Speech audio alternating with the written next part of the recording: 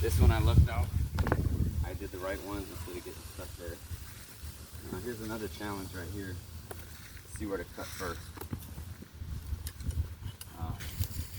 You cut through here, you're gonna cut through more fibers.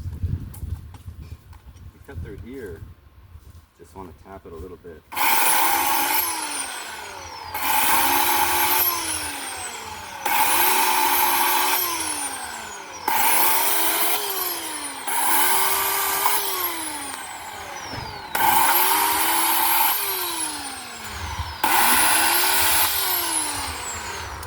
I think it's about to go, but I also feel the chain getting tight, so instead of getting it stuck there, I'm just gonna shake it around with it.